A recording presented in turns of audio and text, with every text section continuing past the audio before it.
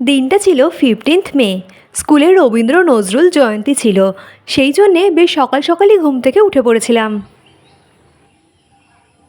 বেশ অনেক দিন পর আবার এত সকাল সকাল ঘুম থেকে উঠলাম। যাই হোক, মা সকালবেলা চা আর বিস্কুট খেতে দিয়েছিল। তারপরে চলে গেছিলাম রেডি হতে। এখন ওই 6:30 মতন বাজে। দেখো এখন জানলা দিয়ে বেশ ভালো মতোই সূর্য উঁকি দিচ্ছে। যাই হোক, তারপরে আজকে এই হলুদ রঙের শাড়িটা পরেছিলাম। যেহেতু প্রোগ্রামটা সকালবেলায় হচ্ছে, সেই জন্যে একদমই বেশি সাজগোজ করব না। তো দেখো আজকে মার্সের এই লিপস্টিকটা ইউজ করেছি, আর তার সাথে পরবো একটা সরু চেন।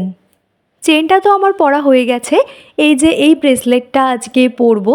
এই ব্রেসলেটগুলো শাড়ির সাথে অতটাও হয়তো ভালো লাগে না, কিন্তু আমার এই ব্রেসলেটগুলো পরতে বেশ ভালো লাগে। সেই জন্য সব রকম আউটফিটের সাথেই আমি পরি আর কি। ব্যাস, আমি তো রেডি হয়েই গেছি।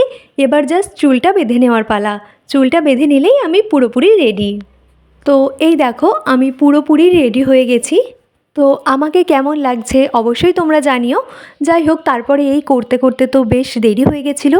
সেই জন্যে ঝটফট করে হেঁটে হেঁটে চলে যাচ্ছিলাম স্কুলে।